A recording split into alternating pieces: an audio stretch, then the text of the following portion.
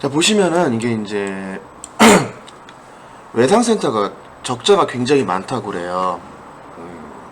근데 좀 뭐 방금 인터뷰 내용 보신 것도 보셔서 아시겠지만은 아주대학교의 병원에서 먼저 외상센터의 사업에 뛰어들었습니다. 왜일까요? 왜일까요?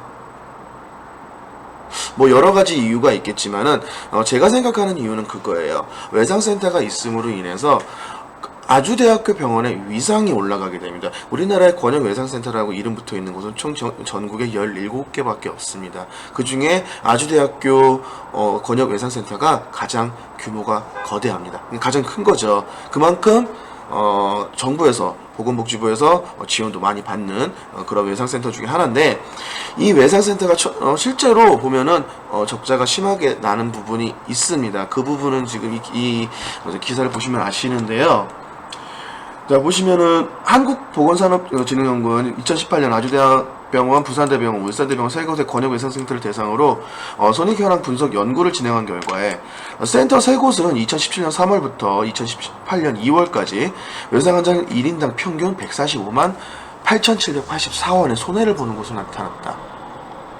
이렇게 나와 있어요. 뭐 그래서 보건복지부는 2018년 조사 이후 의사 간호사 인건비 확대를 하고 수가를 증액해 현재는 적자 문제가 어느 정도 개선됐을 것으로 보이지만 올해 중 다시 한번 비용 평가를 진행할 예정이라고 합니다. 이게 이제 2019년도 2020년도 기사인데 이제 2019년도 다시 한번 그 예산을 어떻게 잘 해가지고 이제 손익을 어떻게 되는지 한번 해보겠다라는 건데, 이게 왜 외상센터가 왜 적자가 나냐면은 이유는 간단합니다. 치료를 했을 때 돈을 못 받아서 그래요. 이게 가장 큰 이유예요. 예, 다른 건 모르겠습니다. 적자가 나는 이유는 가장 큰 이유가 바로 그거예요. 돈을 못 받는다는 거. 환자한테 병원비를 못 받는다라는 거예요. 왜 못 받을까요? 라는 생각을 했을 때 첫 번째로 드는 생각이 뭐냐면, 첫 번째로 이제 해줄 수 있는 답변은 뭐냐, 외상센터에 오시는 분들은 대부분이 블루컬러 분들이세요. 운전을 많이 하시는 화물차 운전기사님들, 그리고 뭐 이제 택시 운전기사님들. 외상센터라는 거는 말 그대로 굉장히 중증 외상 환자를 말하는 거예요. 뭐 다리가 잘리고 뭐 바로 수술하지 않으면 죽을 정도로 굉장히 위급한 환자들이 오는 곳이 바로 외상센터입니다. 근데 그런 분들 대부분이 보시면 80% 이상이 블루컬러들입니다. 화물차 운전기사분들이 있으실 거고, 택배차 운전기사분들이 있을 것이고, 정말 우리 일상생활에 정말 밀접하게 붙어있는 분들이라는 거예요. 그런 분들이 외상센터에 한번 들어가는 순간에 병원비가 한번, 이것도 제가 예전에 한번 어떤 TV 영상 인간세상인가에서 한번 본 적이 있는데, 수술을 하고 치료를 받고 입원을 하고 해서 한 달 만에 병원비가 1억 원이 청구되는 걸 제가 한번 본 적이 있어요. 한 달에 1억입니다. 한 달에. 그냥 순수 치료비로. 어떻게든 살리겠다는 의미로. 자동차 사고 같은 경우라면 어쨌든 보험에서 처리가 되기 때문에 그러면 그나마 다행인 거예요. 그런데 이제 자차 단독 사고가 났을 때 대부분 사람들이 내가 다쳤을 때 병원비에 대해서 대부분 제대로 해놓은 부분이 없단 말입니다. 우리나라 지금 자동차 보험 가입하고 오신 분들 첫 번째로 생각하는 게 뭘까요? 가장 저렴한 거예요. 보험을 가장 저렴하게 뽑아서 가입을 하시고자 합니다. 어떤 분들은 진짜 책임보험만 드세요. 말 그대로 국가에서 정한, 나라에서 너는 자동차를 몰기 위해서는 대물은 1억 원까지 가입을 하고, 대인은 뭐 2천만, 대인을 상대방한테 피해 보상을 해주는 사람에게 병원비라든가 위자료를 지급해주는 대인 보상을 1억 원까지는 가입하고, 상대방의 물건에 손해를 끼쳤을 때 물어주는 대물 배상을 2천만 원까지만 가입하면 운전해도 된다라고 이렇게 법으로 정해져 있기 때문에 딱 그 수준까지만 가입하시는 분들도 굉장히 많습니다. 그런 분들이 사고가 났을 때 상대방과 사고가 났다면 다행이지만, 누군가 나를 받아서 사고가 났다면 그나마 다행이지만, 그게 아니라 내가 단독 사고가 났거나 내가 낸 사고라면은 그건 난 어디 가서 치료비를 충당을 할까요? 다 내 주머니에서 나가야 되는 거잖아요. 이것 때문에 병원비를 못 받아서 뭐 이제 적자가 납니다 라고 얘기하는 게 병원 측 주장입니다. 그리고 두 번째 이유에서는 건강보험 심사평가원에서 이제 그 외상센터에서 사용하는 뭐 항생제라든지 약물이라든지 주사라든지 아니면 수술이라든지 이런 게 정말로 적정한 걸로 사용을 했느냐 하는 이런 심사를 하는 건강보험 심사평가원이 있습니다. 이쪽에서 제대로 된 병원비를 주지를 않아요. 어떻게든 하나라도 꼬투리를 잡아서 실제로 병원 의사가 사용했던 수가를 제대로 드리지를 않습니다. 죄송합니다. 잠시만요. 제대로 주지를 않아요. 그러면은 생각을 해보세요. 이게 병원도 땅 파서 장사하는 곳은 아니잖아요. 병원도 땅 파서 장사하는 것은 아니기 때문에 어느 정도 이유는 나와야 돼요. 최소한의 거기서 일하시는 분들, 의사도 있고 간호사도 있고 그리고 뭐 이제 조무사하고 뭐 여러분들 많이 있잖아요. 한 개의 병원을 운영하기 위해서는 정말 많은 사람들이 필요합니다. 정말 많은 분야의 사람들도 필요하고. 그럼 병원의 원장 입장에서는 충분히 저는 이해는 갑니다. 건강보험 심사평가원 줄여서 심평원이라고 그래요. 심평원에서도 보험 수가도 제대로 적용을 안 해줘. 환자들은 환자들대로 돈을 제대로 못 줘. 병원은 계속 그게 적자가 나는 거예요. 이게 외상센터가 특히 더 심한 거고. 이게 특히 더 외상센터가 특히 더 심한 부분이 있다 보니 외상센터를 설립을 잘 안 하려고 그래요. 근데 지금 논란이 된 이유는 뭐냐? 지금 이렇게 뭐 이제 적자가 계속 나온다 해가지고 정부에서 지원을 해줘요. 그 돈 못 받은 거에 대해서 너네 이만큼 손해가 봤는데 권역 외상센터라는 거는 국가 공공사업입니다. 이게 뭐 아까 좀 전에 이국준 교수님께서 인터뷰하신 말에도 나왔지만은 보건복지부에서 정한 국가 공공사업이에요. 그렇기 때문에 어느 정도 국가에서도 보조를 해줍니다. 그래서 실제로 좀 전에 말씀드렸지만 작년에만 해도 63억 원이라는 현찰을 직접 지원을 받은 데예요. 그 정도면은 외상센터에서 나왔다는 발생했던 적자는 충분히 메꿔지고도 남아요. 그러면 병원 측 입장에서는 손해가 아닌 거죠. 왜? 적어도 적자는 안 났잖아요. 적자가 안 났고 이득이 났다라는 거는 자기들 월급도 제대로 가져갔을 뿐더러 병원에 이익이 났으니까 병원에 주주들한테도 뭐 주당 다 줄 수 있었을 것이고 이렇게 했을 건데도 불구하고 저런 식으로 행동하는 것 자체가 말이 안 되기 때문에 지금 아주대학교 권역외상센터가 욕을 먹고 있는 거예요. 왜 저렇게 하는 거예요? 저건 말이 안 되잖아요. 지원받을 거 다 받아놓고. 이거 말고도 또 다른 기사가 하나 더 있어요.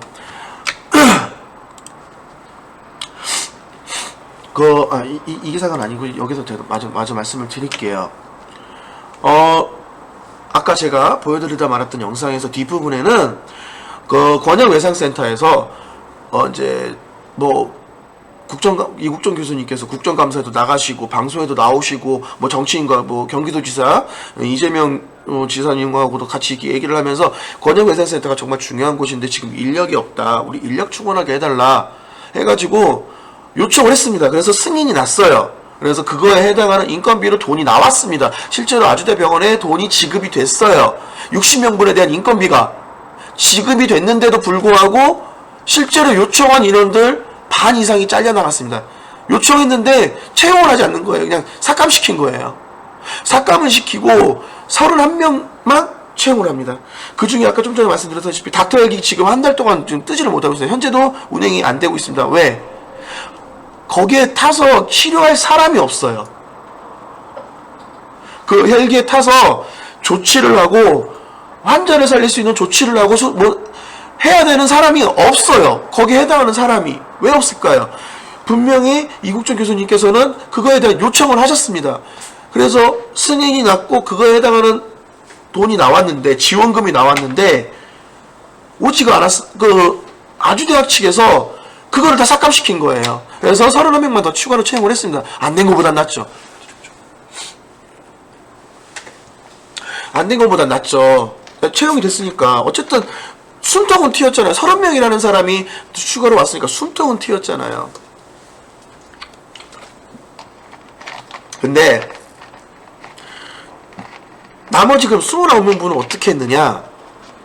네. 기존에 있던 직원들, 그러니까 의사들이나 간호사들이겠죠? 기존에 있던 직원들의 월급으로 대체했답니다. 이게 공공기관에서 공적 자금으로 준 거면은 우리 대한민국 국민들의 세금이거든요. 세금을 사익을 위해서 사용했다라는 거예요. 뭔가 말이 안 되지 않나요? 이게 이대로 그냥 넘어가는 순간에 좀 전에 뭐 보셨던 영상 뒤에도 나옵니다만은 보건복지부 직원이 와서 그걸 확인을 했답니다. 그런데도 징계 절차가 없어요. 이국정 교수님께서도 이렇게 멘트를 하십니다. 이거 면죄부 거 아니냐. 공적자금, 공공자금을 그냥 꿀꺽해도 되게끔 면죄부 준 거 아니냐. 말이 안 되잖아요. 필요한 인원을 채용하기 위해서 공적 자금을 내려보내줬는데, 지원금을 내려보내줬는데, 그 지원금을 오롯이 그 필요한 인원의 채용에 써야 되는데도 불구하고 그러지 않고 기존에 있는 직원들 월급으로 대체를 했다? 이건 말이 안 되잖아요. 지금 이국정 교수님의 그 뭐 욕설 파문, 이거는 중요한 게 아니에요. 이건 중요한 게 아니에요. 지금 아주대학교에서도 이것 때문에 이걸로 인해서 어떻게 직장인 그 직장인 괴롭힌 거 방지법이라는 법도 만들어진 마당에 어떻게 최고 경영 관리자라는 사람이 담당 교수한테 그렇게 폭언을 부을 수 있느냐라고 얘기를 하면서 아주대학 교수회에서 성명을 내고 아주대학 유희성 위례원장은 사퇴를 해라. 이렇게 얘기를 하고 실제로 임기도 한 달밖에 안 남았대요. 한 달밖에 안 남았는데 성명을 내고 사퇴를 하라. 이거는요. 제가 보기엔 지금 이 외상센터의 문제의 본질을 흐리는 거예요. 쉽게 말할게 물타기 하고 있는 거예요. 유희석 위례원장 그 사람한테 다 덮어 씌우고서는 네가 책임지고 물러나고 네가 책임지고 물러나. 그러면 이게 좀 여론 잠잠해질 거야. 물타기해서 시선을 돌렸으니까. 저는 그렇게밖에 안 보여요. 제가 보기엔 그렇게밖에 보이지가 않습니다. 지금 물타기 한다. 사건의 본질을 흐리고 있다. 이국정 교수님께서 왜 그렇게 국정감사니 방송이니 이런 데 나오셔가지고서 왜 그렇게 얘기를 하셨는지, 이거에 대한 본질은 전혀 얘기하지 않고 그냥 네가 그렇게 유명한 이국정 교수를 욕했잖아. 더군다나 부하 직원이고 최고 경영자라는 사람이 그렇게 하면 돼? 안 되잖아. 네가 잘못한 거야. 네가 책임지고 물러나. 이걸로 딱 덮으려는 것 같이 보여요. 제가 보기에는 그래요. 제가 보기엔 다른 시선은 어떻게 보일지 모르겠지만은 제가 보는 시선에서는 그렇게밖에 보이지 않습니다. 물타기 하는 거. 사건의 본질은 쳐다도 보지 않으려고 그래요. 이 사건의 본질은요, 보건복지부 직원하고 아주대학교 아주대학병원 경영진하고 유착관계가 있는 거예요. 유착관계가 있으니까 그런 식으로 공적 자금을 남용을 했는데도 그냥 면죄부 주고 넘어간 거겠죠. 뭔가 커넥션이 있는 거예요. 이거를 지금 덮으려고 물타기 하는 걸로, 그거로밖에 안 보여요. 저는 제 눈에는 아무리 좋게 포장을 하려고 해도 그렇게밖에 보이지 않습니다. 문제의 본질을 자꾸 흐리고 있어요. 그러면 안 되잖아요. 문제는 정확하게 짚고 넘어가야죠. 왜 자꾸 문제의 본질을 흐리는지 저는 아직도 이해가 안 가는데, 지금 이제 외상센터에 대해서 다른 분이 또 얘기하시는 게 또 있습니다. 이국정 교수님 비판한 현직 의사, 생명 구하는 것도 있지만 돈 되는 병원은 무슨 죄? 라고 얘기를 해요. 이거 제가 초반에 말씀드린 것처럼 병원도 땅 파서 장사하는 것은 아니기 때문에 틀린 말은 아니라고 봅니다. 이것도 또 하나의 시각이라고 저는 인정을 해요. 진짜 틀린 말 아니거든. 병원도 지금 현직에서 근무하시는 열심히 일하시는 의사분들 월급도 줘야 되고 다 해드려야 될 거 아니에요. 생계를 유지시키게끔 해드려야 될 거 아니에요. 먹고 살게끔.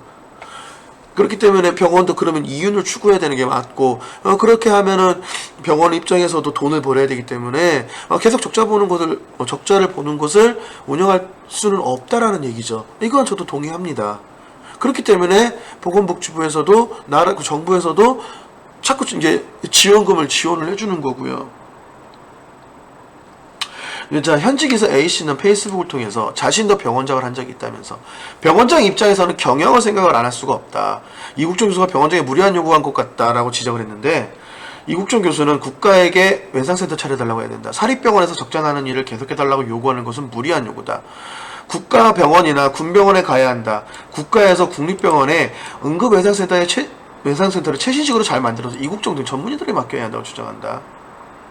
들리는 소문, 외상센터 100병도 요구했다고 한다. 외상 환자만 중요하고 다른 환자는 중요한 환자도 아니냐 하면서 생명을 구하는 것도 좋고 연구를 하는 것도 좋고 인수를 펴는 것도 좋다. 그런데 그 돈을 뒤에서 대야 하는 아주대병원 재단은 도대체 무슨 죄냐 라고 얘기를 하는데 틀린 말은 아니에요. 맞는 말이긴 합니다만 이것도 지금 문제의 본질을 흐리고 있는 거예요. 여기 위에까지는 맞아요. 이 위에까지는 맞습니다. 여기까지는 맞는 말이에요. 실제로 아주대학교 외상센터 병동 100병동입니다.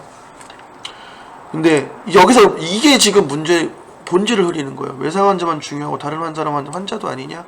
생명을 구하는 것도 좋고 뭐 연구랑 좋다. 뒤집어서 얘기할게요. 다른 환자만 환자인가요? 외상 환자는 환자 아닌가요?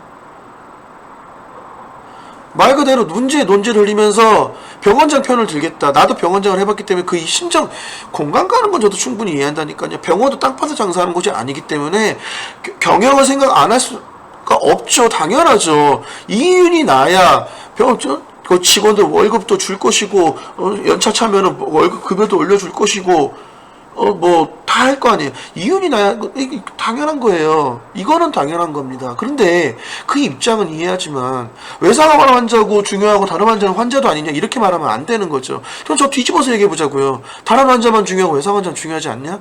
이 말하고 똑같은 말이잖아요. 적어도 외상센터를 운영하는 기관이라면 둘 다에게 공평한 기회를 줘야죠. 일반 환자든 중증 환자든 외상 환자든 병원에 들어오는 순간 누구에게나 공평하고 동등한 기회를 주어야 되잖아요. 근데 그것도 안 주고서는 이제 와서 저런 식으로 얘기하면 논지를 흐리는 거지. 논점을 흐리는 거지. 저기 와서 무슨 말도 안 되는 소리를 하고 있어요. 저기서. 그냥 저건 자기 변명밖에 안 되는 거예요. 히포크라테스 선서에도 있습니다. 나는 국가, 종교, 문화 어떤 거에서 차별을 두지 않고 나의 위소를 베풀겠노라. 히포크라테스 선서에도 있는 말이에요. 그러면 그 선서를 하면 안 되죠. 이 말은 뭐예요? 쉽게 말할게요. 돈 내는 환자만 받겠다는 소리잖아요. 이렇게 하면 안 되는 거죠. 이 사람은 병원장 입장만 생각한 거예요. 실제로 그 병원에 가는 환자 입장을 생각해 보자니까. 환자 입장을 생각해 보면은 환자는 내가 중증 환자가 될 수도 있고 가벼운 경증 환자가 될 수도 있고 실제로 사고가 나서 외상 환자가 될 수도 있는 부분이에요.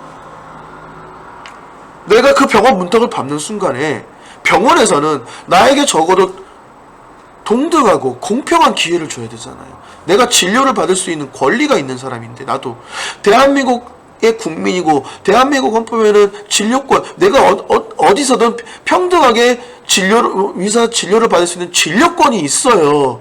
그 권리가 있어요. 그런데도 불구하고 뭐 이런 식으로 말한다라는 거는 물론 뭐 감정이 격해져서 저렇게 얘기했을 거라고 저는 진짜 좋게 그렇게 생각하고 싶어요. 하지만 저 말은 아니에요. 외상 환자만 중요하고 다른 환자는 중요하지 않느냐 뒤집어서 얘기해 보라니까요. 진짜 같은 말 아니에요. 저 진짜 굉장히 무서운 말이에요. 저 말 뒤집어서 얘기하면은 돈 되는 환자만 받겠다는 소리거든요.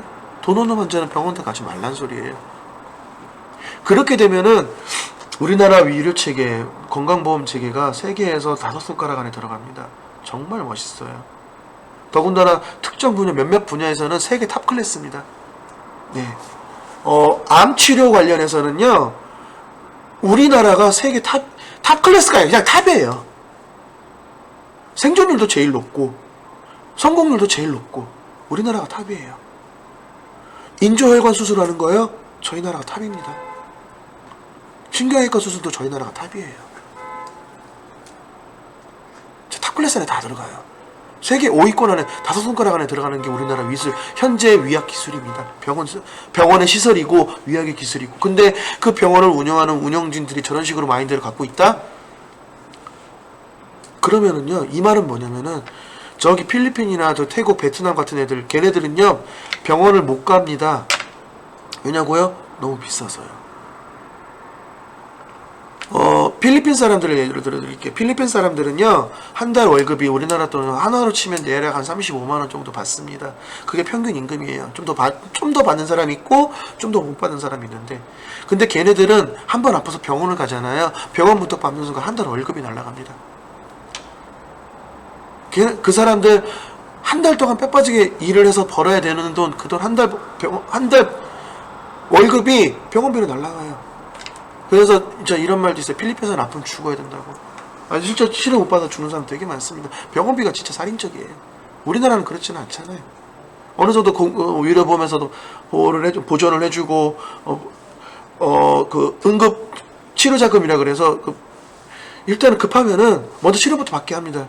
그런 다음에 나라에서 돈을 줘요. 병원에다가 치료비를 다 줘요. 그리고 나라에서 나한테 청구를 합니다. 뭐 일시에 못 내니까 뭐 12개월 할부로 갚아라, 뭐 24개월 할부로 갚아라. 응급치료자금 제도가 있습니다. 긴급치료자금 제도라고. 우리나라는 그 제도가 있어요. 건강보험이 있기 때문에. 그렇기 때문에 정말 우리나라 의료보험은 세계에서 두 손가락에 들어가요. 미국도 우리나라 의료보험 와가지고서는 건강보험 와서 벤치마킹하고 갔습니다. 여러분들이 그렇게 뭐 이제 보수들 많은 사람들이 정말 대단하다고 찬양하는 미국조차도 의료보험 체계는 우리나라에서 벤치마킹하고 갔어요. 그 정도로 우리나라 선진국의 반열에 들어있는 나라예요. 그런 나라의 그런 나라에서 그 정도로 위료 기술을 가지고 있고 그 정도로 위료 혜택을 볼 수 있게끔 만들어진 나라에서 저런 생각을 가지고 있다라는 거는 생각 다시 하십시오. 네, 심한 말 나오려다가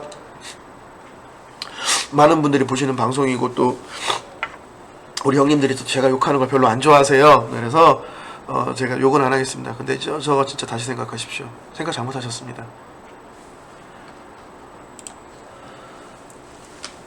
이거는 이제 이국정 교수님이 따로 이제 좀 독특해서 제가 갖고 온 기사인데요. 환자를 위해서 헌신하는 존경하지만 의사들이 생각하는 이국정 교수는 이렇답니다. 의사라면 온몸을 던져서 환자 치료하는 동료 의사를 존경하실 수는 없지만 존경을 하면서도 그분에 대해 마냥 칭찬할 수는 없는 것이 한국 의사들이라면서 중환자 케어는 통상적인 위로보는 불가능하다.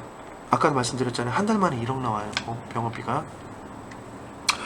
통상적인 환자보다 인력과 장비의 약품 몇 배로 더 들어간다. 현재 한국 의료 시스템은 이국적으로 대표되는 외상 중환자 케어가 불가능한 상황이라고 지적을 했어요. 이 이유는 제가 좀 이따 말씀드릴게요. 이국적 교수가 각광받는 이유는 이런 구조적인 한계를 본인의 헌신으로 뛰어넘었기 때문이에요. 맞습니다. 본인 몸 갈아 넣으셨어요. 한 달에 한 번인가 집에 가신대요. 이국정 교수님께서 한 번 가시면 정말 많이 가신대요. 한 번, 두 번. 아주대 외상센터 정도의 환자를 보려면은 전문의 수가 20명은 돼야 된다. 근데 지금 전문의 몇 명 있죠? 2명인가 있습니다. 그러니 집에 일주일에 한 번 들어갈까 하니까 제자는 나이 50도 안 돼서 한쪽 눈이 실명되는 거다.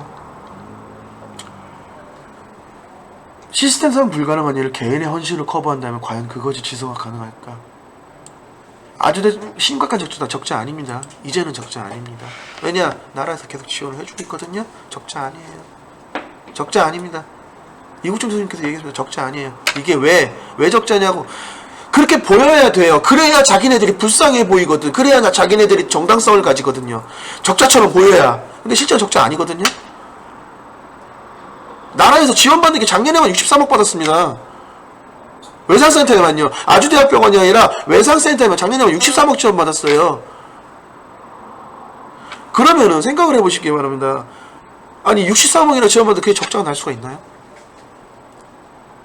뭐 얼마나 고급 위로기기를 쓰길래 그건 모르겠습니다만 적자 날 수가 없습니다. 이국정 교수님 본인 스스로 인정을 하셨고요. 적자 안 난다고 이제는.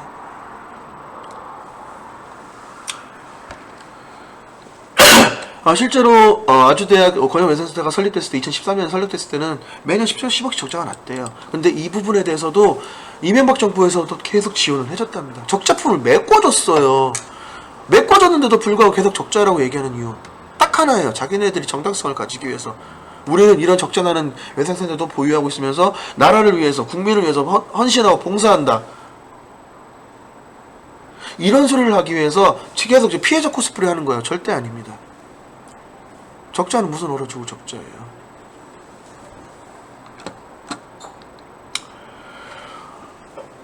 이 말은 맞습니다. A씨가 하는 말이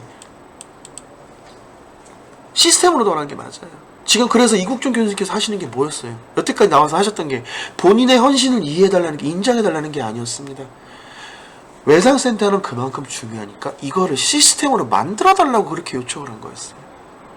시스템화 시켜달라는 거였어요. 어디 가서든 말씀하셨던 게 권역 외상센터 지금 20명이 할 일을 2명이 해서 있습니다. 진짜 말 그대로 갈아 넣어가면서 하고 있는데 이거를 시스템화해서 우리나라 의료 체계에 대해서 국민의 건강과 삶의 질을 위해서 이거를 시스템화해 주십시오. 여태까지 나와서 이국종 교수님께서 계속 외치셨던 게 바로 그거예요. 다른 게 아니었습니다. 자신의 영리영달이 아니었어요. 이국종 교수님께서 계속 나와서 하셨던 말씀은 권역 외상센터에 시스템을 만들어 달라는 거였습니다. 시스템화 시켜달라. 시스템화 시켜달라고 계속 말씀하셨어요. 그러면은 제가 보기에는 이거는 민간병원에 위탁 주는 거잖아. 말이 안 되는 것 같아요. 아무리 100억씩 몇십억씩 지원을 해주더라도 어쨌든 민간병원에서는 적자 보일 수밖에 없으니까 지원을 해준다고 해도 그게 바로 받는 게 아니잖아요. 1년 동안 해가지고 1년 단위로 받다 보니까 1년 동안은 계속 그게 적자폭으로 잡혀있다가 손익지원금이 들어오면서 이제 그게 이제 돌아서는 거니까 병원 입장에서는 솔직하게 말해서 이뻐 보일 이뻐 보일 리가 없죠. 필요가 없는 게 아니라 이뻐 보일 수가 없죠. 계속 돈은 계속 쓰니까. 환자라는 게 누구에나 공평해야 되는 건데 그 공평하게 하지를 못하고 있는 거였어요. 근데 지금은 이제는 보건복지부도 지금 이제 자기도 이제 한 발 슬쩍 빠져가지고서는 이제 사태를 관망하려고 하고 있어요. 발 뺐어요 지금 보건복지부에서는. 왜냐 거기 말리면 피곤하거든.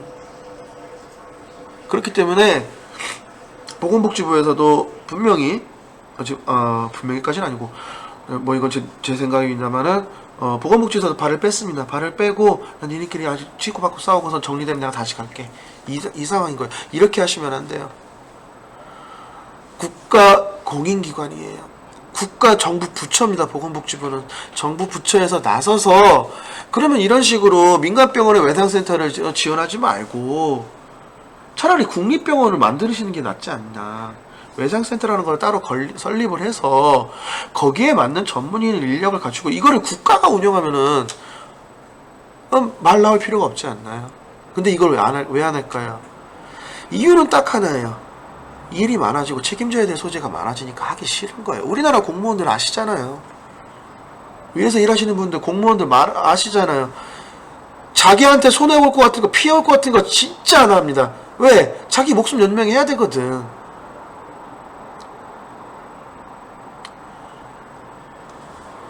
이거를 가장 크게 보여주는 데가 어디냐? 바로 국민건강보험 심사평가원이에요. 이걸 가장 크게 보여주는 데가. 국민건강 심사평가 줄여서 심평원에서 미료수가 이제 병원에서 이제 국민건강보험금을 신청을 하려고 그래요. 환자를 한 명 진료를 했으니까. 그러면은요, 걔네들 하는 말이 이거 왜 썼냐예요. 자기네는 이걸로 제일 첫 번째 왔을 때는 A부터 Z까지 있으면은 환자가 왔을 A부터 Z까지 차근차근 가야지 왜 중간 딱 건너뛰고 M부터 시작해서 Z까지 가냐 이거예요. 이걸로 태클 걸어요. 심평원이라는 데가. 심평원은 국가 공공기관입니다. 공무원이란 소리예요. 의사들한테 심평원이라는 존재가 어느 정도의 존재냐면은요. 심평원 직원 사진 보이스피싱까지 등장했어요. 의사들한테. 크고 작은 갑질 사건을 재조명되고 골프, 술 접대부터 뇌물수수로 구속까지 의사 출신 감사 영입하는 갑질 근석. 심평원 갑질은 어제 오늘 일이 아닙니다. 제가 지금 자료를 뉴스 기사를 하나, 둘, 셋, 넷, 다섯, 6개를 찾았는데 그게 다 6개가 심평원 기사예요. 그것도 갑질 기사예요. 어떻게 하면 병원 후려칠까 단가 후려칠까 이 생각밖에 안 하는 데가 바로 심평원이에요. 병원 입장에서 그럼 어떻게 하겠어요? 자, 이제 지금부터는 외상센터는 잠깐만 접어둘게요. 병원의 운영에 대해서 얘기를 할게요. 지금 서울에 있는 대형 병원들은 엄청나게 성황합니다. 네, 왜? 그럴 수밖에 없죠. 사람들이 많이 가니까. 서울에 있는 이름 있는 병원, 삼성의료원, 현대아산병원, 뭐 국립암센터, 되게 유명하잖아요. 세브란스 병원, 되게 유명합니다. 뭐 서울대학병원 정말 유명하죠. 대부분 다 글로 갑니다. 지방 사는 사람들도 너 좀 큰 병에 걸렸다. 그러면 뭐 수술을 해야 된다. 좀 큰 수술을 해야 된다. 무조건 서울로 갑니다. 왜? 서울에 병원이 유명한 곳이 많고 유명한 만큼 실력 좋은 의사들이 많으니까. 그럼 상대적으로 지방에 있는 병원들은요. 지방에 있는 병원들이라고 해서 실력이 떨어질까요? 지방에 있는 병원이라고 해서 진료를 못 볼까요? 아니거든요. 똑같이 미술을 공부하시고 위학을 공부하시고 전문의 자격 따시고 다 하신 분들이에요. 그런 분들이 내려오셔서 지방에 내려오셔서 개원을 하시는 거예요. 근데도 불구하고 수도권입니다. 수도도 아니에요. 서울이 아니에요. 수도권에 위치한 A종합병원은요. 잘 나가는 병원이었어요. 500병상 규모. 진짜 좀 500병상이면 꽤 큰 규모입니다. 뭐 다른 병원이 경기도 시장은 흑전이었다. 근데 이게 작년 11월 기사입니다. 15년 처음에 적자 돌아섰대요. 20억원대로 예상된다. 수입은 오히려 늘었대요. 7, 8% 늘었는데 적자는 더 커졌어요. 왜 그럴까? 비정업병원은 더 그래요. 8%가 늘었는데도 50억원대 적자래요. 왜 그럴까요? 첫 번째는 바로 인력난이에요. 인력난. 한 해 위사 면허 합격하시는 분들 굉장히 많습니다만 그분들이 대부분 다 서울에 있으려고 그래요. 지방으로 내려오시려고 안 합니다. 자, 보세요. 대형병원 환자 쏠림 현상은 건강보험 통계에서도 확인돼요. 상반기 건강보험 통계 보시면은 42개소 건강보험 상급 종합병원 42개소에 지급된 건강보험 진료비는 7조 2178억 원. 7조예요. 7조. 전부 다 대학병원으로 가시는 거예요. 대학병원으로 가면 기왕이면 어느 병원으로 가요? 다 서울에 있는 병원으로 가잖아요. 특히 상급종합병원 42개소에 지급된 진료비는요. 우리나라에서 전체 병원의 진료비, 전체 병원에 지급된 진료비보다 많대요. 상반기 종합병원 312개, 대한민국에 종합병원이 312개가 있는 거예요. 가져간 진료비는 6조 9,772억 원. 적죠. 왜 적을까요?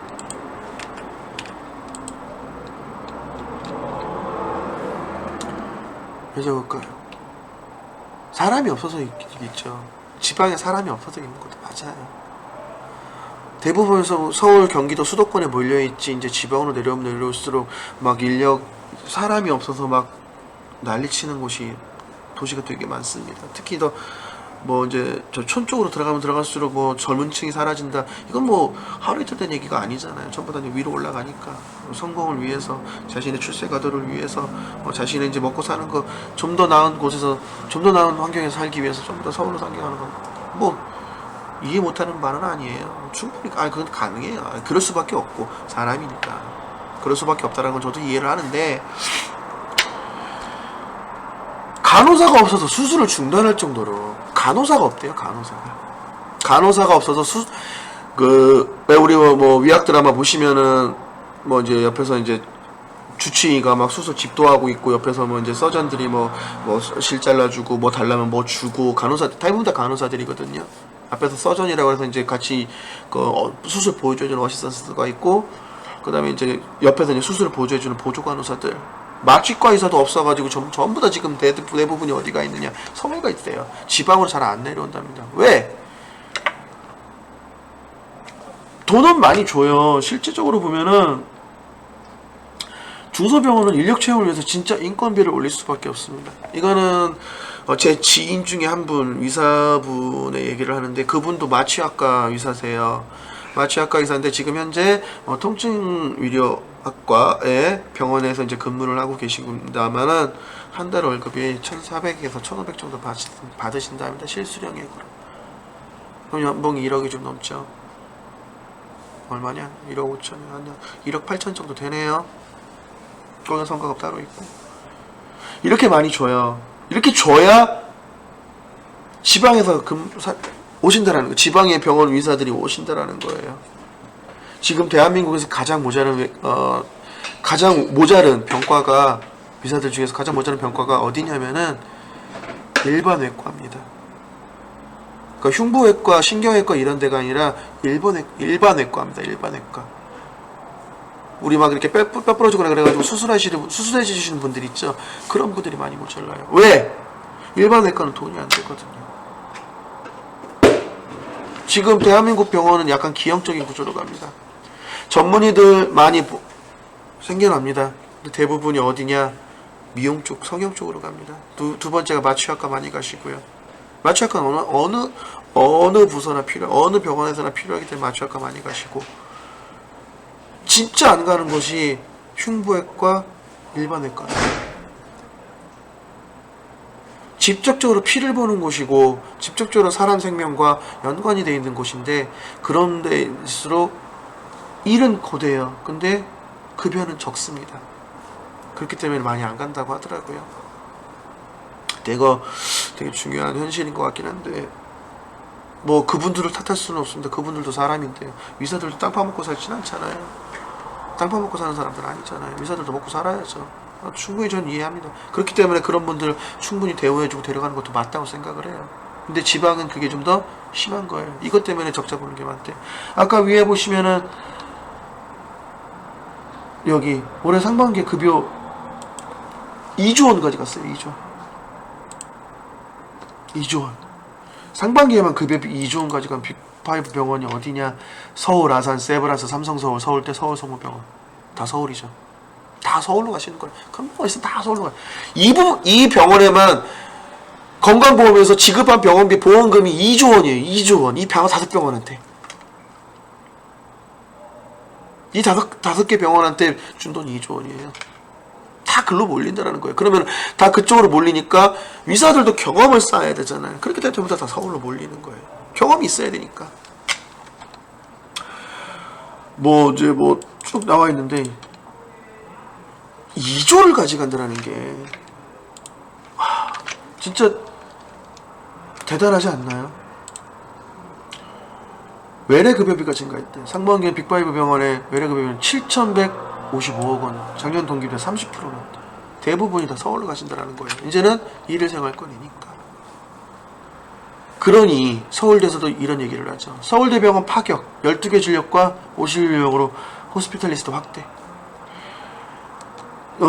환자 안전 전공이 주 80시간 위에 불가피했다 하는데, 보시면은 입원 의학센터 설치, 교수들과 동일한 근로조건, 박규정 과장, 입원 전담 전문의제 발전 유지하지 않으면 환자 간 혈점 생겨 외과 전체 붕괴 우려 이렇게 돼 있는데, 서울대병원에서 의료 서비스 향상 및 입원 환자 안전을 위해 입원 의학 전담 교수를 대폭 확대한답니다. 전공이 주 80시간 근무로, 여기 이제 법으로 노동법 하면서 이걸로 이제 선택이 된 거기 때문에 근무로 인한 인력 부족 문제가 제도 확대에 큰 영향을 미친 것으로 보입니다.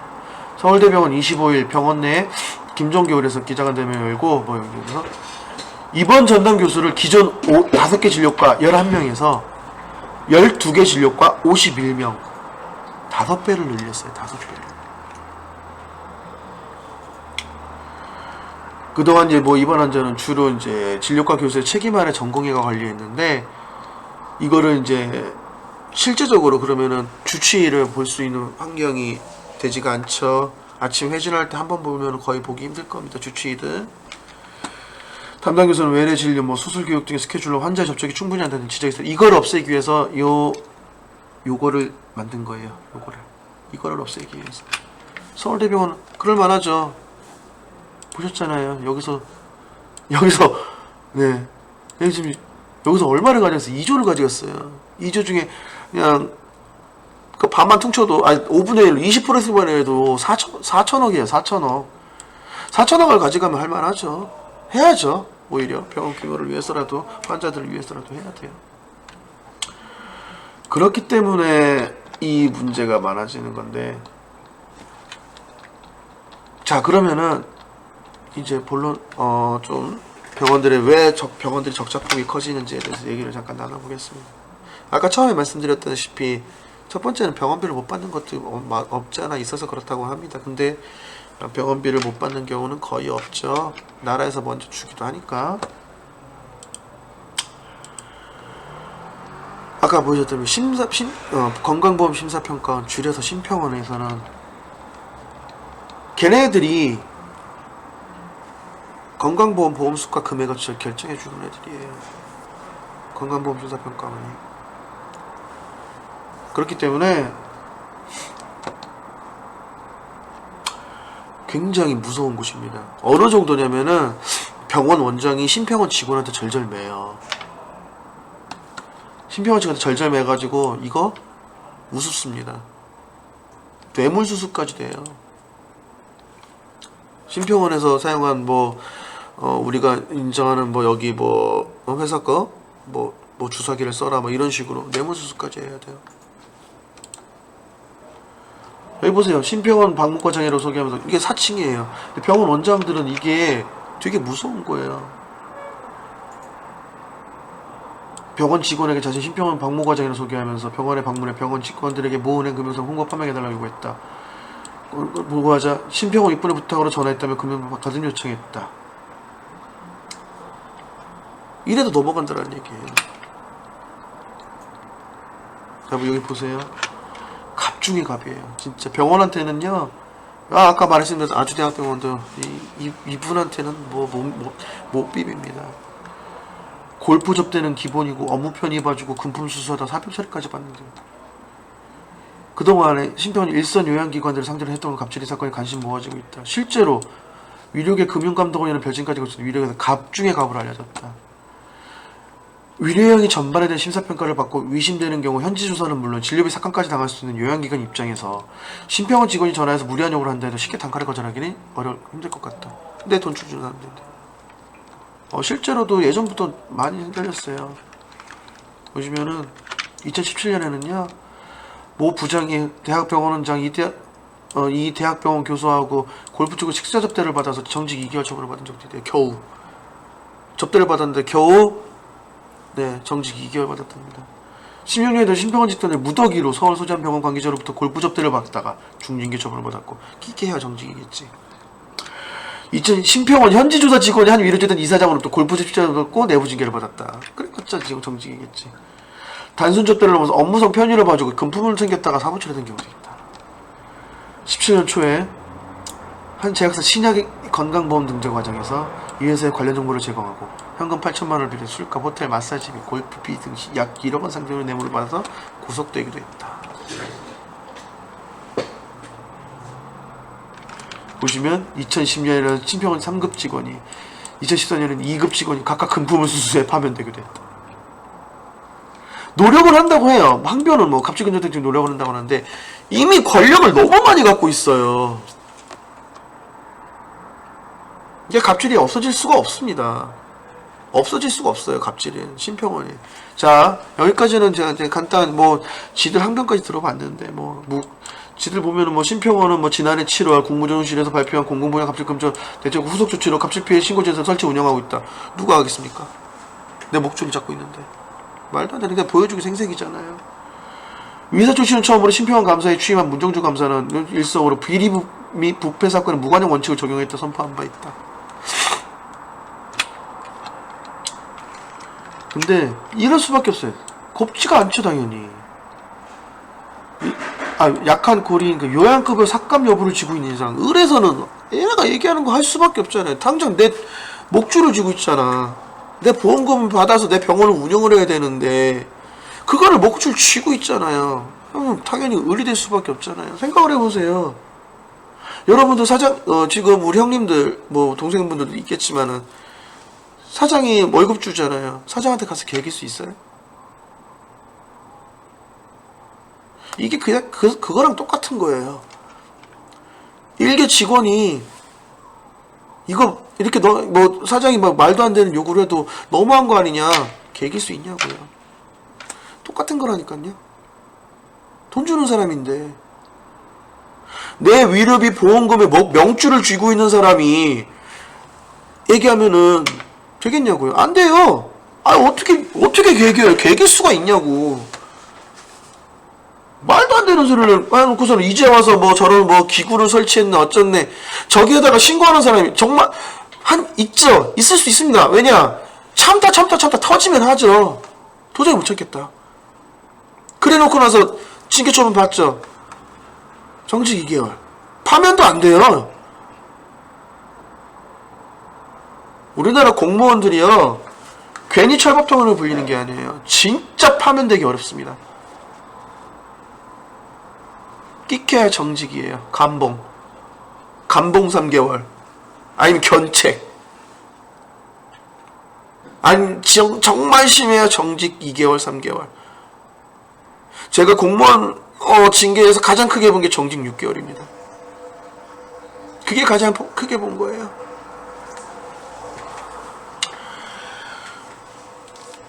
진짜요. 우리나라 공무원들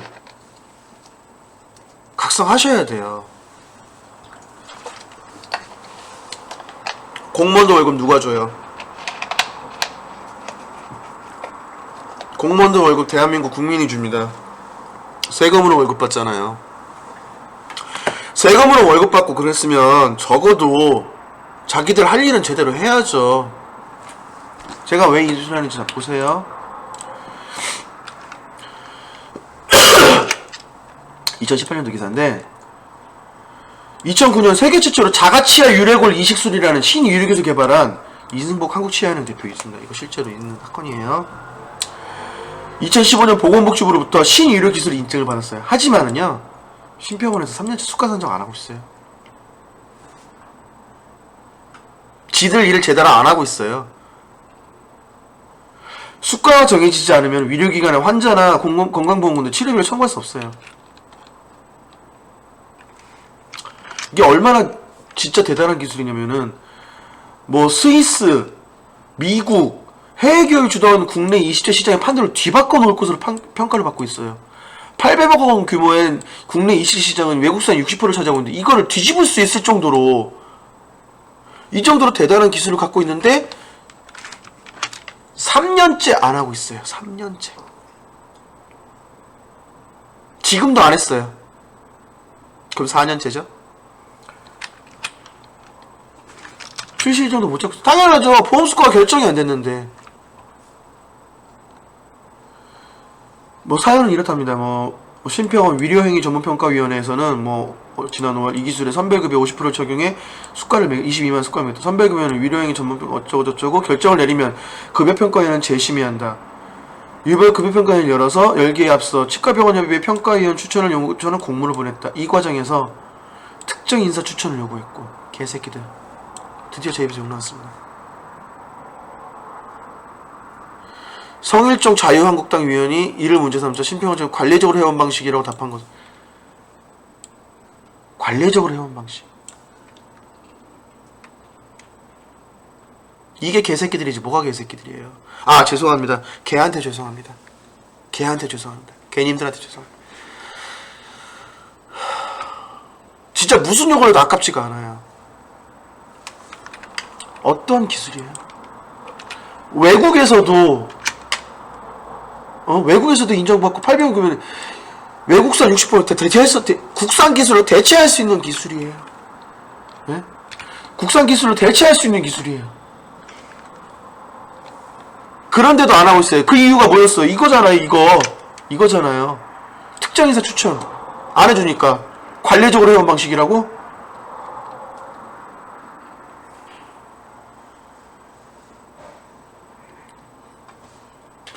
죄송합니다. 제가 지금 머릿속에서 욕이 지금 여기까지 올라왔어요. 여기 여기까지 올라왔는데 진짜 못 참겠습니다. 이래놓고 나서 자기네들은 공정하게 일하고 있습니다라고 하면은 그거야말로 진짜 무슨 말도 안 되는 소리죠. 이렇게 갑질을 해놓으면서 다른 거 또 볼까요?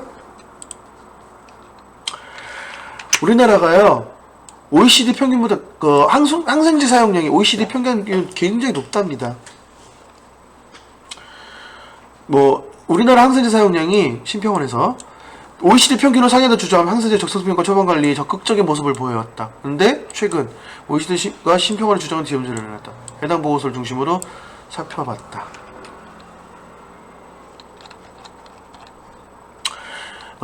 이게 이제 그 보시면은 OECD 가입 국가 중에서 OECD 가입 국가 중에서 항생제 사용하는 양인데요. 대한민국 몇이에요? 여기 있어요.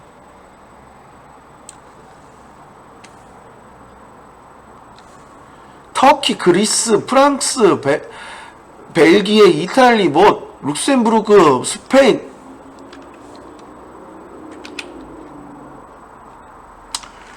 우리나라 항생제 사용량은 16.2, 평균 영향률 27.7보다 엄청나게 낮아요. 근데 지들 권력 잡으려고 여태까지 속여온 거예요. 이렇게 여태까지 속여온 거예요.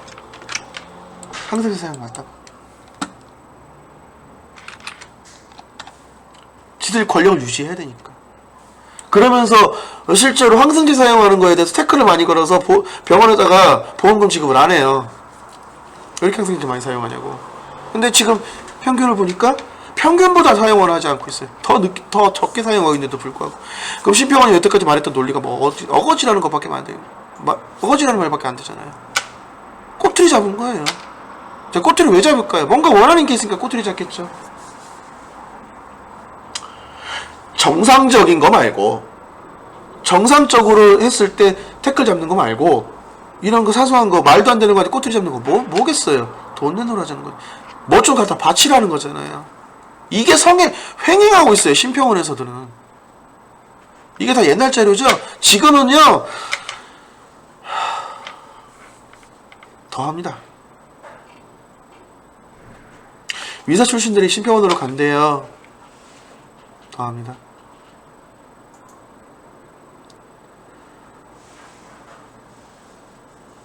아는 놈들이 더하다고? 더해요. 또 하나 다른 걸 볼까요? 뭐가 있는지? 심평원 심사에 뒷돈 받고 위약품 심사했대. 뒷돈 받고.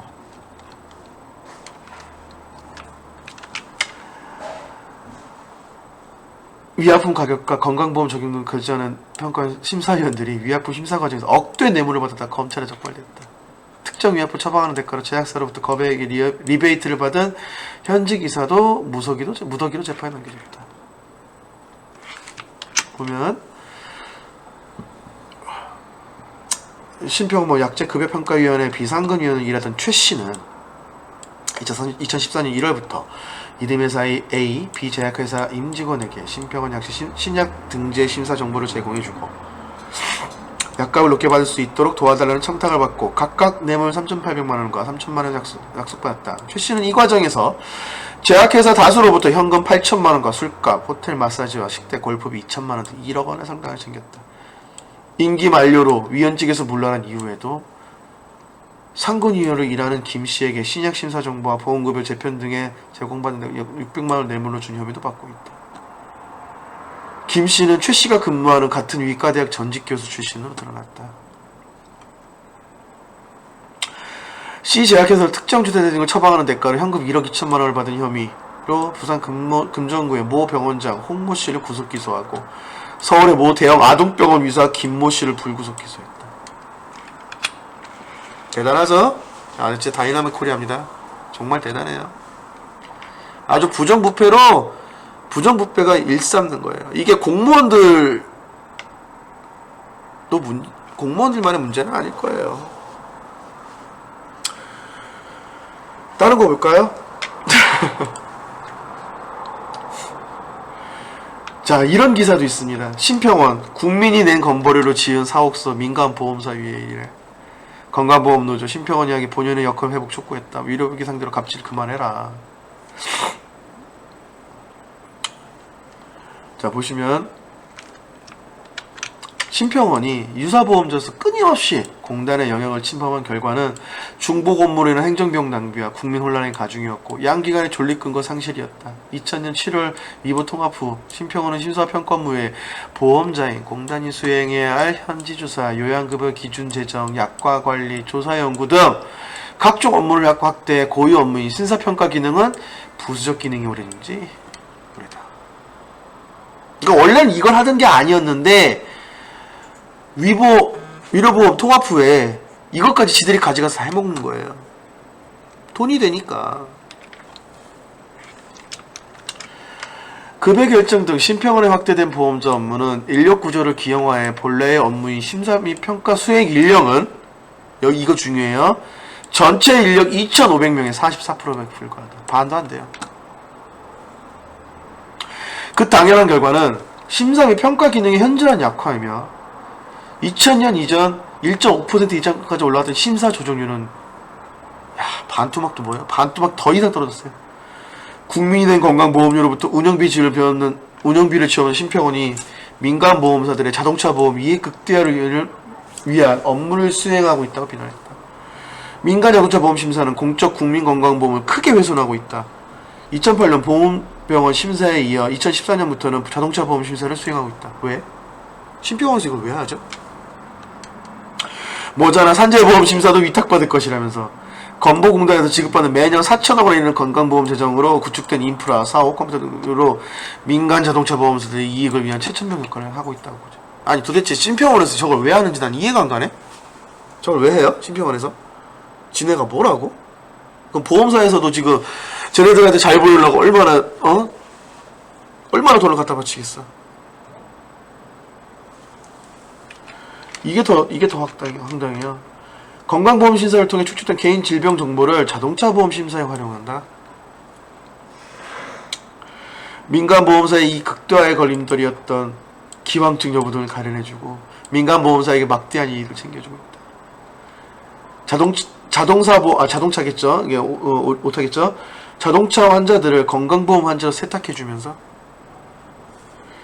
자동차보험 보정료를 하향시켜서 민간보험사에게서 지불돼야 할 자동차 보험금을 건강보험 재정 부담으로 전가시켰다. 이게 개새끼들이네 진짜.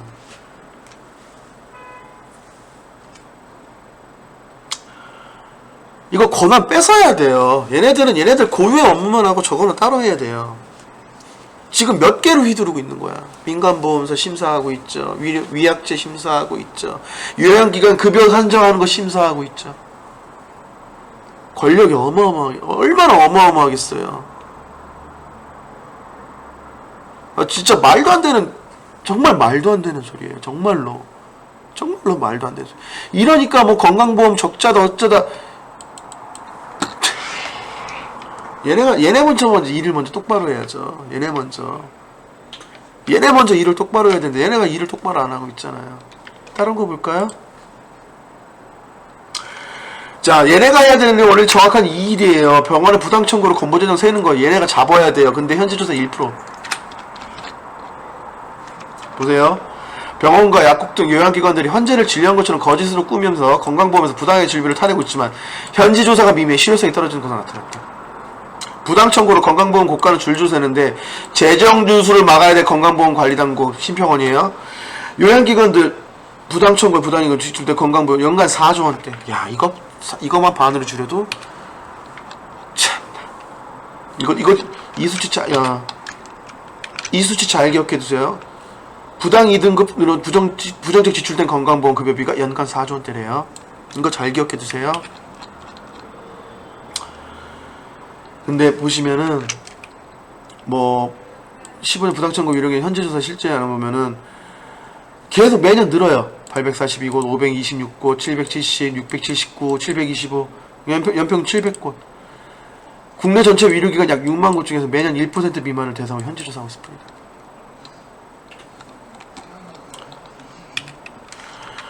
건강보험 당국이 현지 조사로 적발한 부당 청구 금액도 2011년 181억 원, 170억 원, 2010년 121억 원, 177억 원, 296원. 적발 실적이 저조한 것은 복지부와 건강보험공단, 건강보험심사평가원, 복지부 첫 번째로 조져야 되고 건강보험공단 두 번째로 작살내야 되고요. 여기 애들은 싹 다 해제시켜야 돼요. 해제시키고 새로 물갈이 해야 돼요. 안 그러면 안 돼요. 건강보험당국이 내부자 신고나 대기관 및 조사위원회 민원제보 자체 진료비 심사 과정에 위신경 적발 경우에만 이래놓고 나서 정당하게 보험금 청구하는 애들은 삭감하고 이거나 잡으면 되잖아. 이것만 잡아도. 다 볼까요? 왜 그러냐면은 제가 이 소리를 왜 하냐면은요.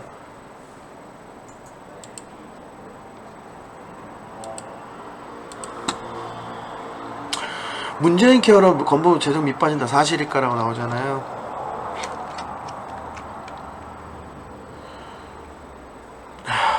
자, 지난해 건강보험 1778억 원 적자랍니다. 저것만 회수해도 적자가 아니겠죠? 저것만 제대로 회수해도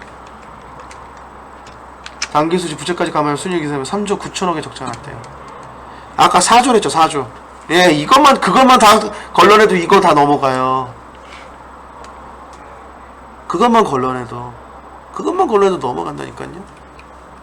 지금 적자라고 발표했어요. 근데요, 건보공단 애들요 어떻게 하는 줄 아세요? 3조 9천억 적자에도요 국민세원 성과급잔 채고 있어요 지금.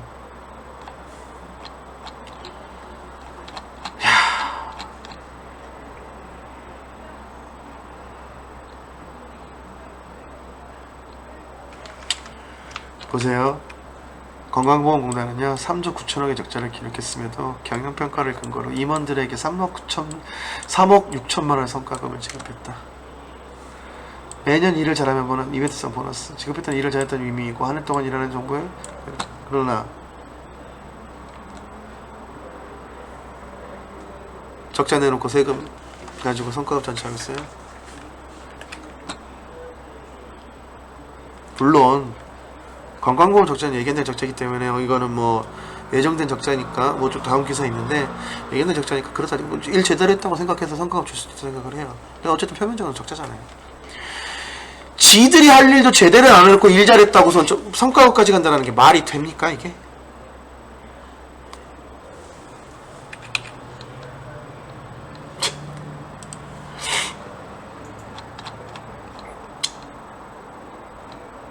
뭐 이거는요 문재인 케어가 이제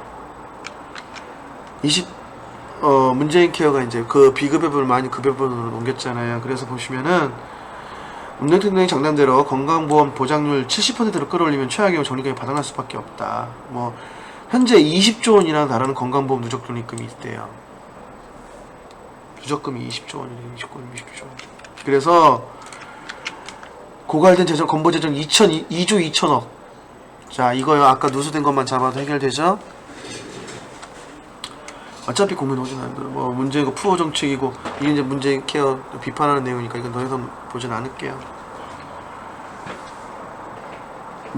이 말은 좀 봐야겠네요. 뇌 MRI는 질환이 의심되는 환자까지 보험을 적용한 후 불필요한 진단을 위해 과다한 검사 등으로 적자가 늘어나는 것이 걱정되자 정부는 슬그머니 정책을 바꿨다. 올해 3월부터 단순히 두통이나 어지럼증만 호소하는 환자가 뇌내혈관 작용명세 찍으면 비용의 80% 본인 부담을 했다. 이런 상황에서 초음파 급여 때도 역시 정부는 본인 부담 다시 올라가게 상향이 올 수도 있다. 이건 온 게 아니죠. 이건 했다고 하고 그건 확인을 해봐야 되겠지만.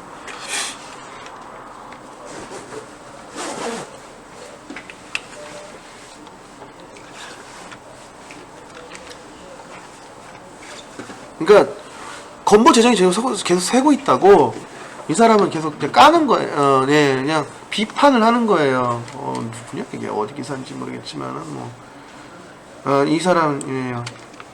전라북도 법제이사라고 돼 있는데 근데 이거를 반박할 자료가 바로 이거예요.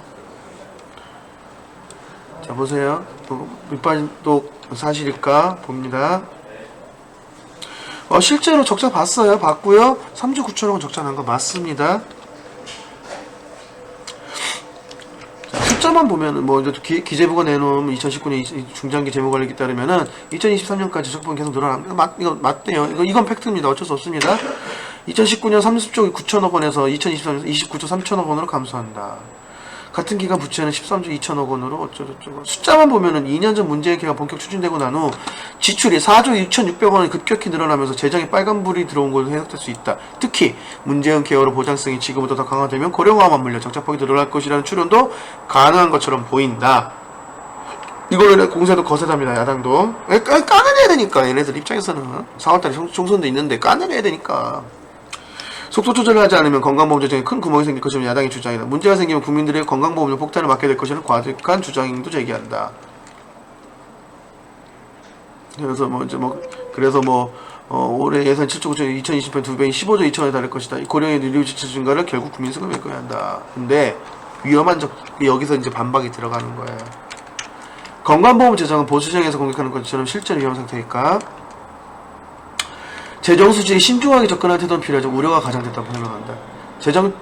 건강보험 재정의 적자폭 증가와 이에 따른 누적 준비금 감소는 갑작스러운 변화는 아니다.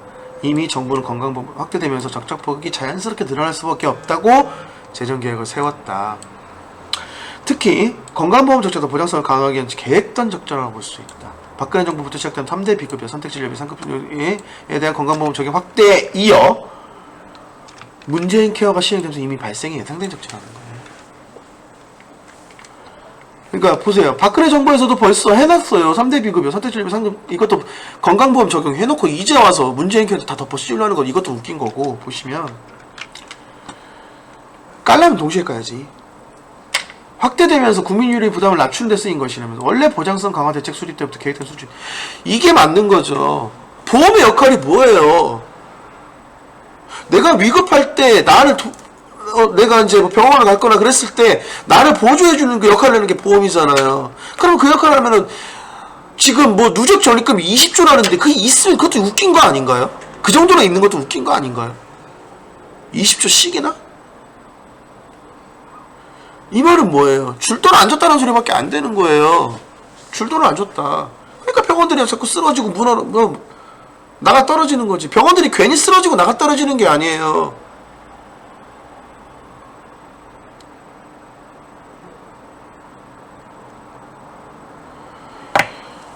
줄 거 안 주는데 어떻게 안 나가 떨어져요? 줄 거를 안 주는데 나가 떨어질 수밖에 없다니까요. 자 보세요. 전문가들은 부채 증가도 다른 측면을 볼 수 있다고 지적한답니다. 건강보험 재무제표상의 부채 2억 8천억은 충당부채이기 때문에 충당부채는 실제 현금이 지출되지 않았지만 앞으로 지출될 금액 부채를 잡아놓은 것이다. 병원은 환자를 진료하는 건강보험공단에 진료비를 청구하고 심사를 거쳐 한두 달 후에 진료비를 지급받는다. 이 진료는 나중에 반드시 병원에 지급해야 돼 부채를 보는 것이다. 그런데 지난해 건보공단의 충당부채 중 1조 원은 병원에 진료비를 지급하는 방식이 바뀌면서 늘어났다. 2015년 중동 메르스죠. 메르스의 영향으로 환자가 감소하면서 병원들이 어려움을 겪자 심사 전에 진료비를 일부를 미리 받아갈 수 있도록 했다. 하지만 올해부터는 다시 심사 때 지급하는 방식으로 바뀌면서 지급이 올해로 미뤄진 진료비가 지난해 충당부채로 잡힌 거예요. 그러니까 어떻게든 적자폭을 크게 보이려고 숫자 노름하는 거야. 숫자 노름. 그래야 문재인 케어를 깔 수 있으니까. 그래야 자기네들 인기를 얻으니까. 정당성이 확보되니까. 12월 저소득층 부담 상한선을 낮추면서 올해로 추가로 지출될 예상된 금액도 9천억원 또. 자 1조 9천억 3조 9천억 적자 나왔죠. 그러면은 1조 9천억이네요 벌써 1조 9천억 적자가 아니네요. 작년 적자가 아니네요. 야 숫자 노름 진짜 대단하죠. 야 기사들 보시면은 보장률은 이만큼인데요. 비급여 본인 부담률은 이렇게 올라갔다가 지금은 다시 떨어지고 있죠.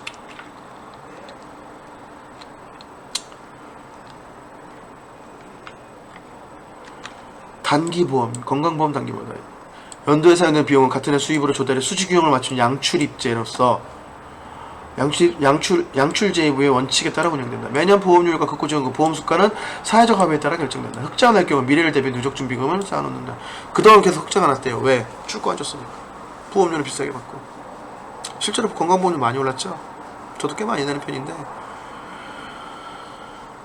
건보공단은 지난 16년이니까 그럼 2014년도부터네요. 6년 동안 흑자를 이어면서 약 20조를 준비 20조. 양출제의 원칙으로 운영되는 건강보험 필요 이상 준비금이 쌓였다는 건 그동안 가입자들에게 충분한 혜택을 주지 못했다는 이야기도 된다. 당연하죠. 얼마나 깎아대는데. 이에 따라 정부는 이중 10조 원을 투입해 문재인 케어를 뒷받침하고 2024년 이후에도 적립금 수준을 10조 원 이상을 유지할 방침이다라고 얘기까지 돼 있는데 어쨌든 언론에서는 까야 되니까 적자 났다. 안 좋은 거다. 언론에서는.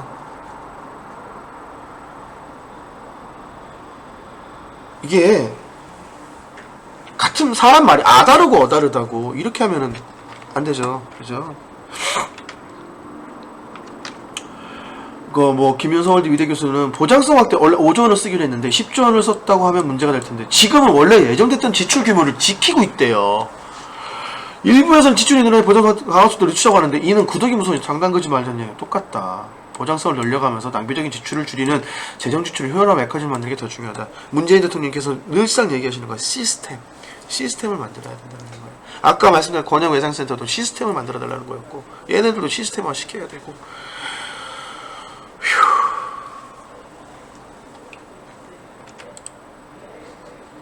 그런데 놓고 지들 이득 챙기는 거는 이렇게 잘 챙겨가야 성과급 잔치해가면서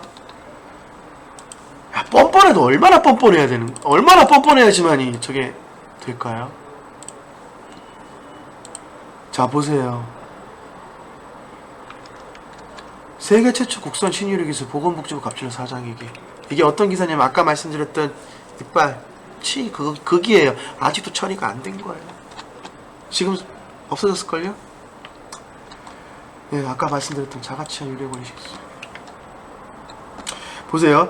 이 이식술은 2015년 신유료기준 496호를 인증받아 보건복지부 고시제 2015-23호로 개정 고시됐어요. 신유료기준 심사 과정에서는 안전성과 유효성뿐만 아니라 다양한 법적 검토 등도 거쳤어요.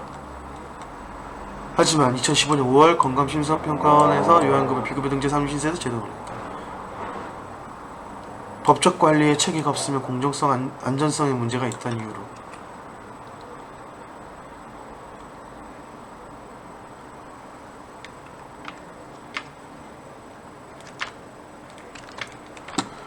이미 여기서 주저주저에 써있는데 신유료기술평가원에서 신중하게 검토한 사안에 대해 재차 문제를 제기하며 결정을 미루고 있는 것은 행정기관의 갑질 행포로밖에 보일 수 없다.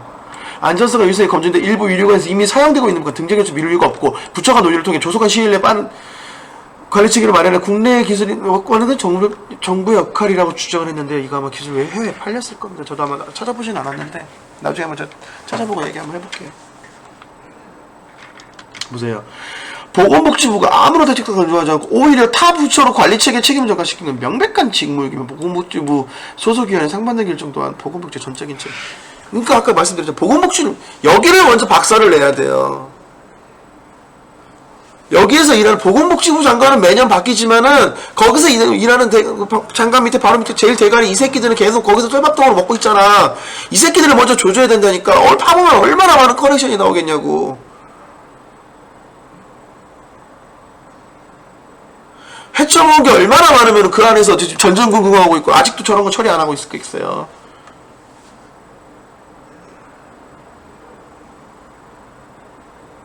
대한민국 국가 정부기관 청렴도는 세계 최하위입니다. 아무도 안 믿어요.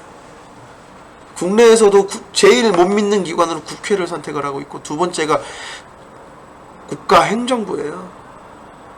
얼마나 그동안 비리가 밝혀지고 사건 사고가 터지고 얼마나 헤쳐먹고 아직도 묻혀있는 게 많으면 아직도 이렇게 묻혀있는 게 많으면은 예? 이게 말이 된다고 생각을 하세요? 얼마나 묻혀있는 게 많으면 아직도 저렇게 되겠습니까? 이것 말고 하나 더 있어요.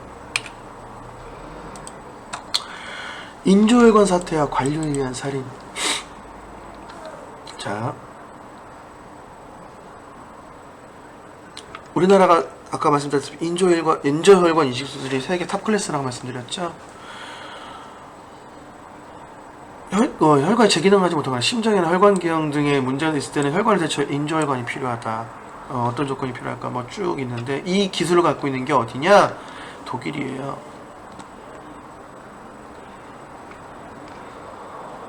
그래서 대한민국에는요 없어요. 인조혈관 생산하는 업체가 단 한 것도 없고 세계적으로도 인조혈관 생산하는 데 몇 개 없어요. 위르소 중에 고어텍스 생산은 미국 회사네요. 고어 앤드 어소시에이트 이하 고어사는 그 중에 하나는 이 분위기 체계 회사입니다. 말씀을 시켰는데요. 보세요. 독보적인 기술을 가진 고어사는 인조혈관 분야의 위료진들의 절대적인 신뢰를 받으며 제품을 공급하였다. 그랬던 고어사가 2년 전 2017년 더 이상 대한민국의 인조혈관을 공급하지 않겠다며 전격적인 철수를 선언했다. 그리고 모든 계약을 해지하고 식약처 허가사항도 자진 철회해버렸다. 시장 철수를 말로만 그친 것이 실제 내용입니다. 여긴 이유가 나옵니다. 보세요. 왜? 대한민국에서 더 이상 인조월관을 공급하지 않겠다고 선언하면서 철수를 강행한 것일까? 두 가지 이유가 있다. 두 가지. 첫 번째, 정부의 일방적인 가격 후리치기 정책이다. 건강보험이 적용되는 치료제에 대한 가격 결정권은 오로지 보건복지부와 건강보험심사평가원 등 정부기관에 있다. 제품 공급자에 협상하는 절차 없이 정부기관이 일방적으로 가격을 결정하는 것이다. 정부는 2012년 제품 가격을 22% 낮춘 데 이어 2016년에 추가로 19%를 낮췄다.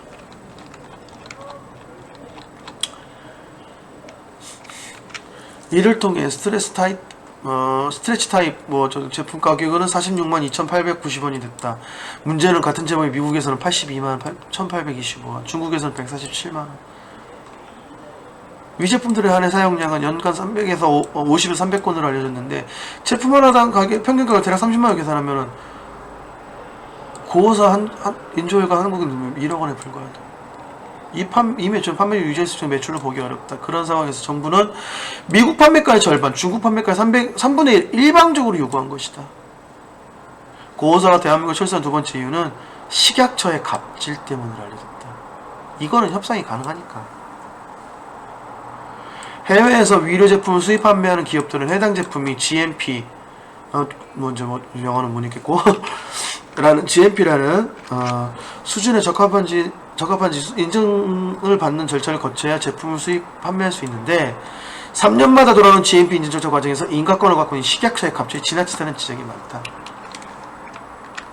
외국 현지 생산 시설에 대한 GMP 인증을 받으려면 수익자 부담 원칙에 따라 식약처 공무원, 심사기관 소속 직원, 해외 체류비, 항공료, 숙박비, 식사비, 통역비 등 모두 부담해야 되는데, 비용의 부담뿐만이 아니라 인증이 수개월씩 지체되는 경우도 있다. 가장 문제가 되는 것은 현지 심사 과정에서 기업의 내부 비밀 자료까지 공개를 요구하는 등 지나친 요구를 하는 것이다.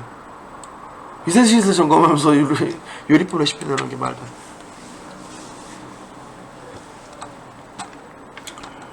이러한 이유 때문에 수입제품 판매하는 회사들이 GMP 인증으로 굽는 고통과 업계 불만은 매우 높은 수준이다. 고호사는 국내 시장이 작아 이익도 낮은 상황에서 정부가 가급적으로 가격을 낮추고 식약처에 갑질되자 전격적으로 철수하는 것으로 결정한 것으로 알려졌다. 왜 그럴까?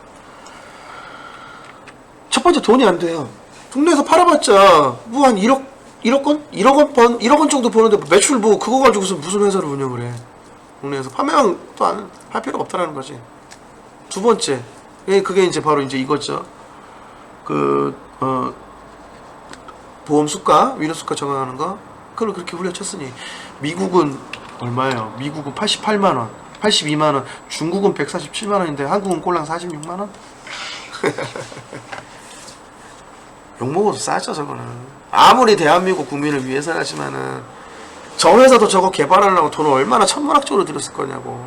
그러면 적어도 그 정도 가치는 이번에 인정을 해주고, 적어도 본토만큼은 인정을 해주면, 본토만큼이라도 인정을 해주면, 그러면은 어느 정도 고호사도 인정을 하지 않을까요? 미국만큼만 인정해줘도. 두 번째, 이거는요 할 말이 없어요. 할 말이 없어요. 도대체 식약처 식품약품안전관리청가? 아무튼 뭐 정확하게 뭐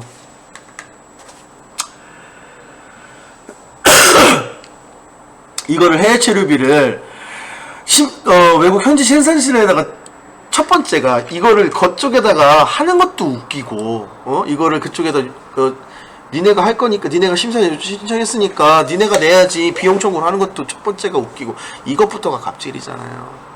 야, 심사 받고 싶으면 우리가 가서 심사 받는데 돈은 니네가 내야지. 진짜 무슨 강아지 풀 뜯어먹는 소리 하고 있어. 저게 우리나라만 필요한 게 아니잖아요. 전 세계 각국이 다 필요한 건데, 우리나라가 데려가가지고 제발 우리나라에 팔아주세요 하고 해도 모자를 파네.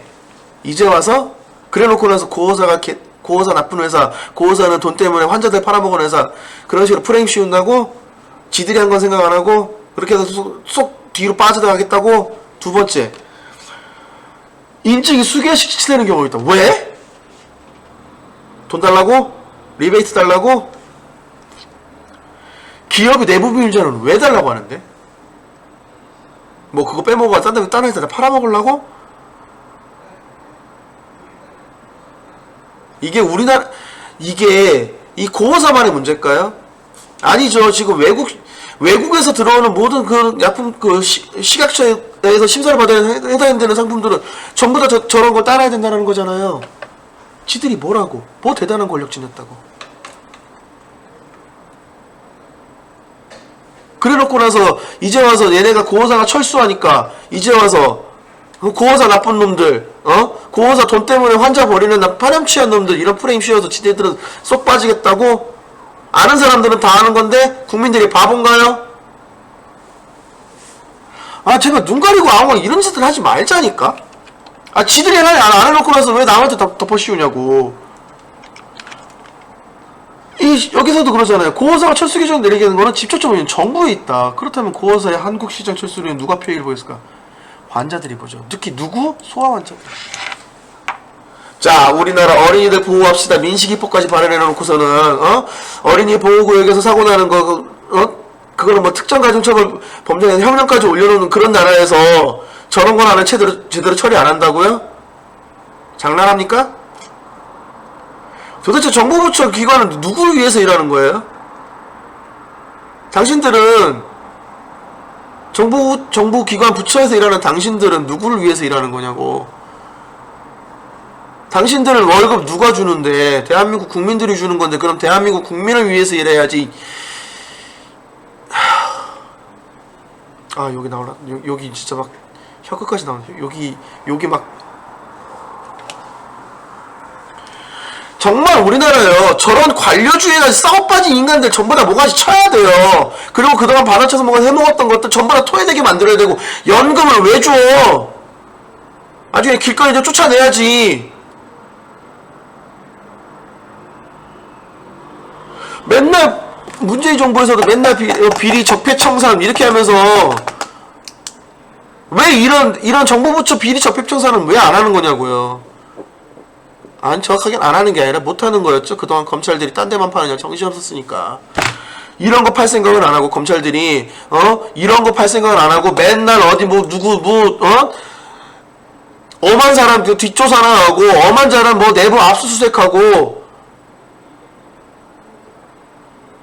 또 이런데 또 검찰도 분명히 또 경쟁유체 돼 있을 테니까 리베이트 받아 처먹은 새끼들도 있을 것이고.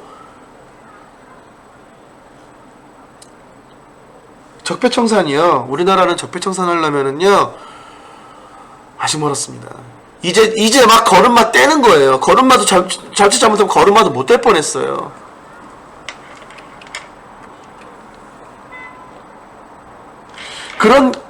정말 그런 애들 때문에 그런 사람들 때문에 소아환자 수술부터 사망을 치러져 놓였어요. 수백 명이나. 당시 의사들은 정부의 잘못된 가격 인하 조치를 지적하면서 벌어진 인조형 부족수들과 강력히 경고했대요. 왜냐면 이를 무시했대. 그래놓고 나서 이제 와서 배경에는 그래 니네가 설마 진짜 철수하겠냐? 돈벌이 눈먼 기업은 일부 시민들의 주장이야. 한국 시장이 그렇게 큰 시장이 아닌데 생각 자체가 잘못한 거야. 그러니까 쉽게 말해서 야 우리나라에서 장사하고 싶으면 돈 내놔. 나한테 돈 좀 갖다 바쳐. 그럼 내가 허가해줄게. 이런 개소리를 하고 있고.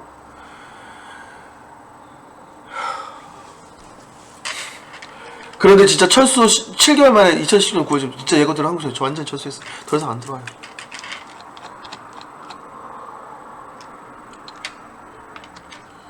자 1년만 시간이 흐르는데 2019년 3월 고호사에서 철수하기 전에 병원들이 진짜 급하니까 써야 되니까 다 소진됐어요. 과연 근데 그리고 이 소식이 언론에 보도됐어요. 일부 언론과 시민단체들은 또다시 돈밖에 모르는 기업이 윤리의식을 저버리고서 이게 고호사만 잘못인가요? 정부는 무엇하고 있었냐 진짜. 고호사가 자진 취소한 식약처 처리해놨고 그 원하는 가격 받을 수 있도록 보완해놨는데 고호사가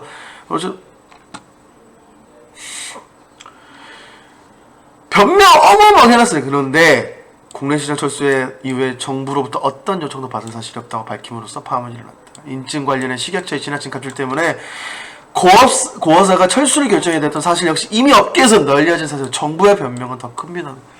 다 개소리였다는 거잖아. 다 거짓부렁이었다는 거잖아. 이래놓고 와가지고 이제 와서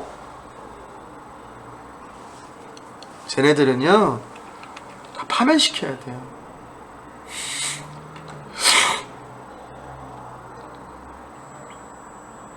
자 보세요. 결국은 어떻게 됐어요?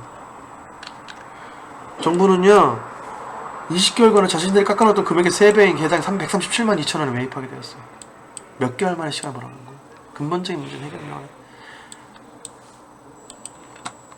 아직 더군다나 몇 종류 제품 공급할 계획도 없다고요. 이게 고호서만의 잘못은 아니잖아요. 한국 정부가 그동안 지들이 이거는요 딱 이겁니다. 정부가 급해졌잖아. 보건복지부 급해졌잖아. 장관 급해졌잖아. 지들이 싼 똥 지들이 치워야지. 근데 못 치우고 있고.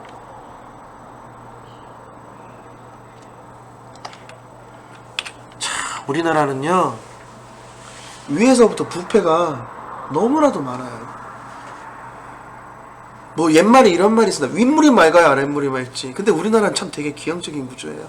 윗물은 진짜 거기다부터 썩어가지고 문드러져서 악취가 막 미친듯이 풀풀 풍겨요. 근데 밑에들은 깨끗해. 이상해요. 진짜 선량한 시민들은 깨끗하게 버릇에도 사는 사람들 너무 많은데도 불구하고 사회 지도층이라는 저 사람 같지도 않은 사람들은 야 자기들만의 세상에서 자기들만의 리그로 그렇게 살고 있어요. 저 사람들을 처벌하지 않고 저 사람들에게 벌 주지 않고 하지 않는 이상 권선징악은 개풀 어디 가서 아무 소리도 못하는 그런 얘기밖에 안 되고, 우리나라는 절대로 선진국 반열에 올랄 수 없습니다. 제일 썩은 공무원들부터 쳐내야 돼요. 공무원들 비리 다 밝혀내서 받아쳐먹은 새끼들은 전부 다 박살내야 되고 받은 돈 다 토해내야 되고, 그런 새끼들은 파면해야 되기 때문에 연금도 줄 필요 없어요. 뭐하러 줘요? 지가 지은 죄 당당하게 받아야지.